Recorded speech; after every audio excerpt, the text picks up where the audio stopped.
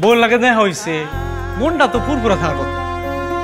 নিজের খুব অপরাধী মনে হইতেছে। কেন?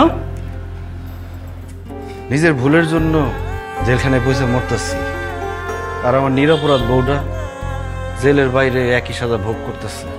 খায়া না খায়া উকিলের পিছনে ছুটতেছে। লাল টুকটুকা বউটা আমার ঠকাই গেছে। কি মন খারাপ করে আছো কেন? আরে এই জায়গায় যখন প্রথম আসছিলাম না, আমারও মনটা নিরাম খারাপ থাকতো। এখন শুয়ে গেছে, এখন এটা নিজেরই বাড়ি ঘর মনে হয়, এখন আর কিছু মনে হয় না। এই সাবজাল, আপনার সাথে একজন দেখা করতে আসছে। এই তোমরা কাজ করো ঠিকঠাক মতো। বউ আইছে মনে হয়। হ্যাঁ, তাও তো ভালো। কয়েকদিন পর পর তোমার বউ তোমার লগে দেখা করতে আসে। এই যে আমি পরিবার থাই কেউ নাই, কেউ আসে না। যাও।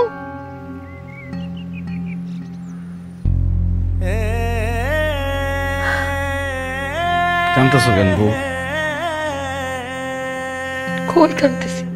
থাক, কান্দো না। আমি বুঝতেছি আমার লেগে তোমার অনেক কষ্ট হইতেছে। কি কইতাছ? জেলের মধ্যে পয়সা মরতেছো তুমি, আর আমার কষ্ট হয়?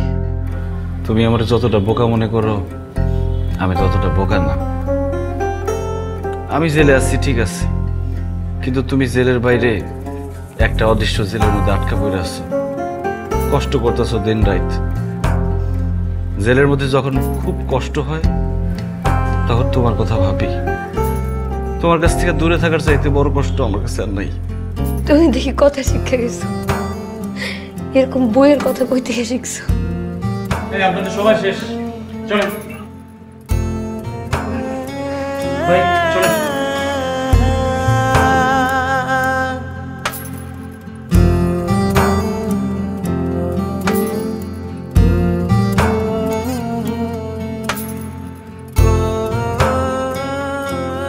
সাবজাল মিয়া, এরকম তপ দেখা গেল কেন? বউর লাগে দেখা হইছে, মনটা তো পুরপুরা থাকার কথা। নিজের খুব অপরাধী মনে হইতেছে। কেন? নিজের ভুলের জন্য জেলখানায় পয়সা মরতেছি, আর আমার নিরপরাধ বউটা জেলের বাইরে একই সাজা ভোগ করতেছে। খায়া না খায়া উকিলের পিছনে ছুটতেছে। লাল টুকটুকা বউটা আমার ঠকাই গেছে। তোমার তো কপাল ভালো, নাহলে তোমার এরকম বউ পাওয়ার কথা। আমার কথাই ধরো, পুলিশের চাকরি করি 6 মাস হয়েছে, তারপরে বউ আমার আগের প্রেমিকের লাগে ভাইগে গেছে। ঘটি বাটি কম্বল যা ছিল সব লইয়া গেছে।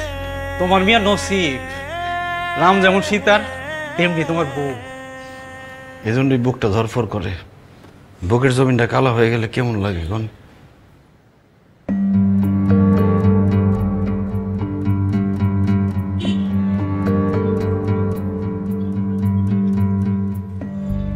আপনি এখনো কান্না করতেছেন?